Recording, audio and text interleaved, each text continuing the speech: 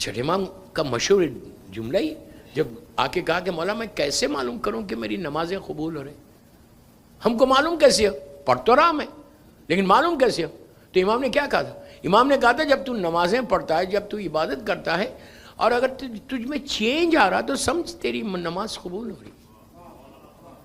اگر میں وہی حرام کرتا جا رہا پھر فائدہ کیا ہے؟ وقت پہ گئے نماز پڑھے نہیں، لیکن خدا نخواستہ نماز چھوڑنا نہیں۔ نماز ہماری پہچان ہے، وہ شیعہ نہیں ہے جو نماز نہیں پڑھتا، یہ میرا مطلب نہیں ہے، لیکن چینج آنا، ہر چیز میں چینج آنا۔ اس وقت جو ایک چینج ہے، لوگ زیارات پہ جا رہے ہیں اور جانا بھی چاہیے، اس سے زیادہ زیارت پہ جانا، بار بار دعا کرو اللہم ارزقنی فی الدنیا زیارت الحسین وفی الآخرت شفاعت الحسین۔ یہ ہماری مسلسل قنوت میں ہر جگہ دعا کرنا کہ اللہ مجھے مولا حسین کی زیارت نصیب کرے، اس لیے کہ یہ زیارت ہماری ڈیسٹینی کو بدلنے والی ہے، تقدیروں کو بدلنے والی ہے۔ ہم ادھر ادھر جا رہے، میں تو یہی بولتا پوری دنیا میں بابا ویکیشن پہ جاؤ لیکن کچھ دن امام کے پاس بھی چلے جاؤ، ویکیشن ضرور کرو، میں منع نہیں کر رہا، آپ جاؤ، اسلامک اس کوڈ میں رہ کے، اسلامک فریم میں رہ کے آپ جان چاہے جا سکتے، لیکن یہ نہیں کہ زیارت کر کے آئے اور بالکل ہر چیز، جب تک وہاں تھے مولا کے سامنے بڑے احتیاط سے تھے اور باہر آئے، باہر آ کے چینج آئے۔ بہرحال اللہ کے نزدیک پسندیدہ دین بس اسلام ہے، کوئی اور چیز دین پسند، روز محشر جس دین کو ایکسیپٹ کرے گا وہ صرف اسلامی۔ 1000 مذہب ہے دنیا میں، کوئی فرق نہیں پڑتا، پورا اسلام ہے آپ کے پاس، اور اللہ کا شکر ادا کرو کہ ریئل اسلام آپ کے پاس ہے۔ جو اسلام آیا تھا، جس کو اللہ نے انڈورس کیا تھا الیوم اکملت لکم دینکم کہہ کر، وہ شکر ہے ہمارے پاس ہے، نہیں وہ ہمارے پاس۔ تو اب ہم جب اتنا اچھا مذہب آپ کے پاس، اتنا اچھا ریلیجن آپ کے پاس کہ جو اللہ ایکسیپٹ کرنے والا، یہ کنفرم ہے کہ اللہ صرف اس دن کو ایکسیپٹ کرے گا اور کسی کو نہیں، ان الدین عند اللہ الاسلام، میرے نزدیک پسندیدہ دین صرف اسلام ہے، اور اسلام وہی اسلام جس کو اللہ نے انڈورس کیا تھا کہ آج میں نے دین کو مکمل کیا۔ وہ اسلام کو جن لوگوں نے پروٹیکٹ کیا، جنہوں نے بچایا اور قیامت تک بچاتے رہیں گے، وہ معصومین ہیں۔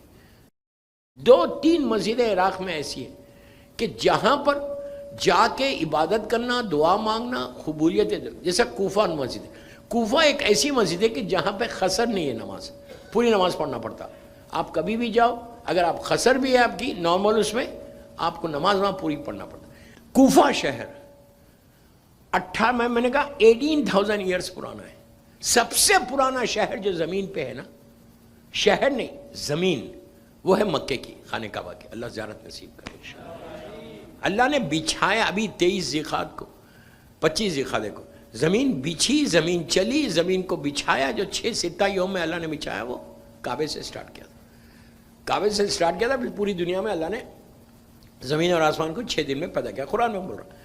لیکن پرانی زمینوں میں، جگہ شہروں میں وہ کوفہ ہے۔ کیوں آپ بولیں گے کیسے کوفہ ہے؟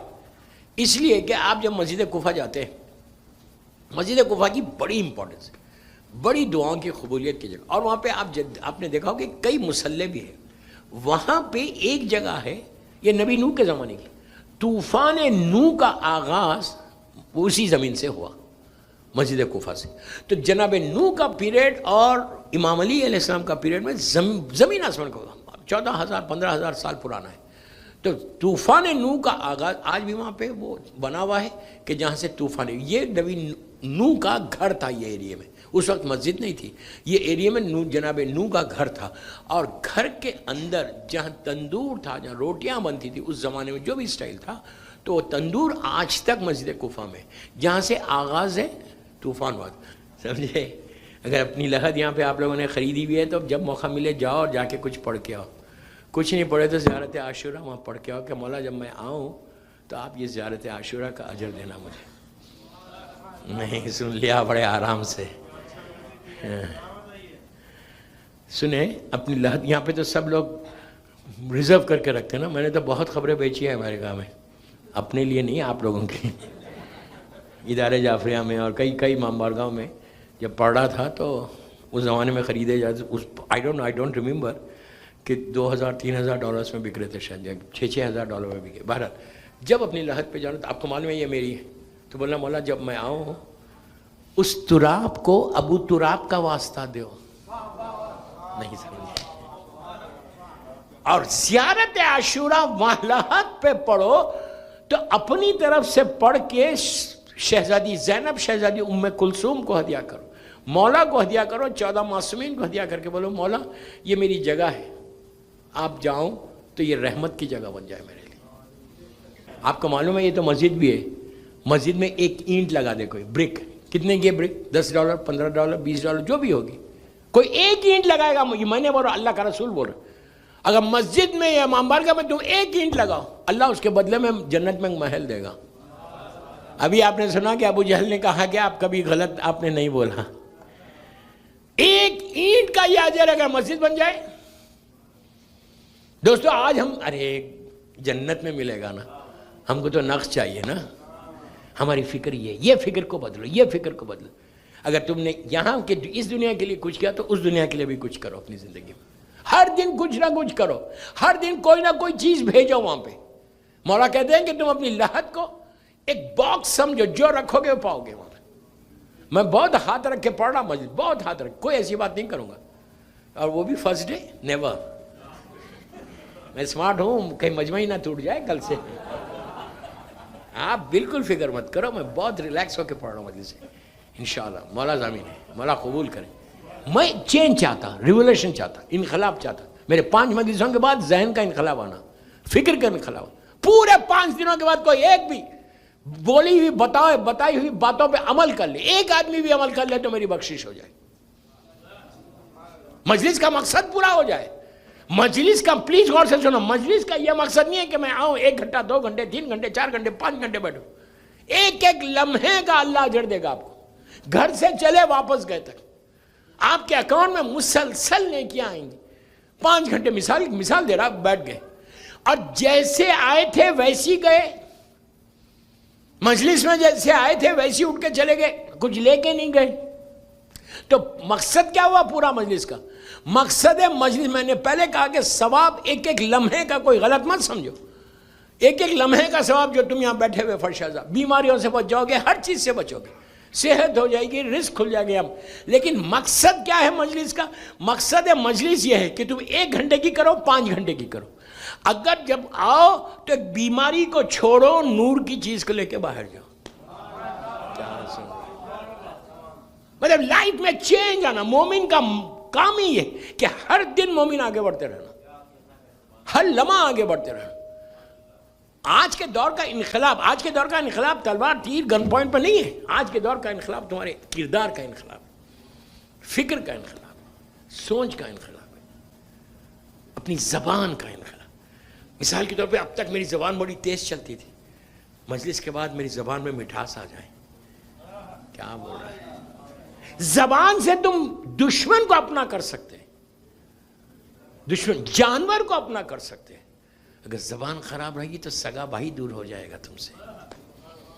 ہمیشہ اس چیز کو چیک کرنا. تو زیارت امین اللہ یہ ضرور پڑھنا ہے، میرے مولا کی زیارت ہے.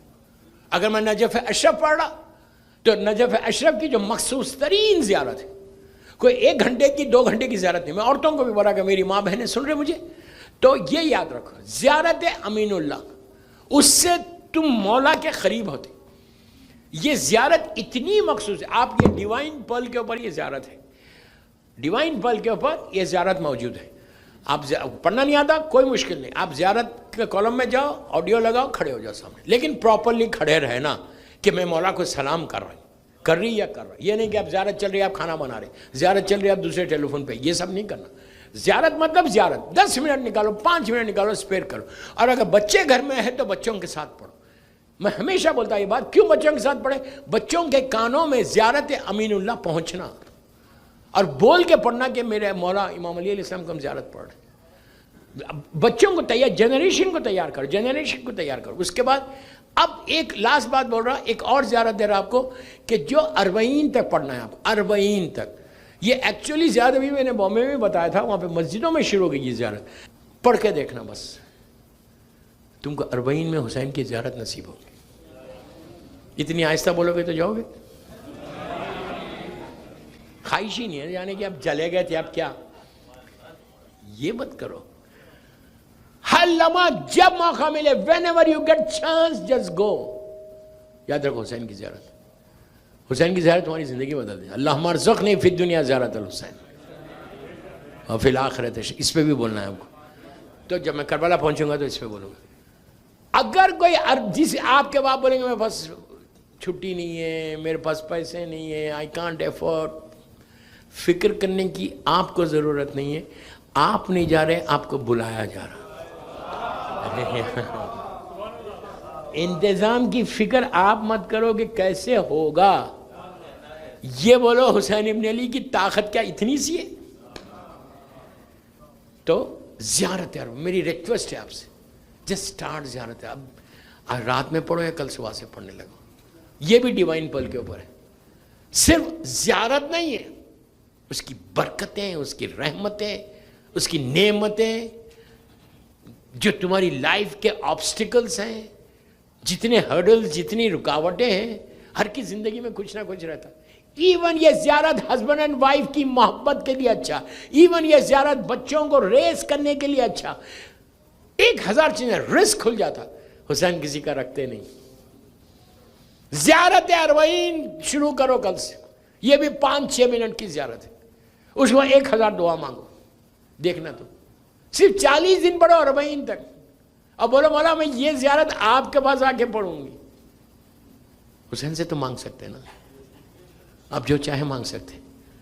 جیسے ماں باپ سے مانگتے نا، ماں باپ سے کہیں زیادہ رحم کرنے والا اپنی، جیسے ماں باپ اولاد پر رحم کرتے کہیں زیادہ رحم کرنے والا. بہت غریب ہے امام میرا، بہت مظلوم ہے حسین، مظلوموں کا مظلوم ہے.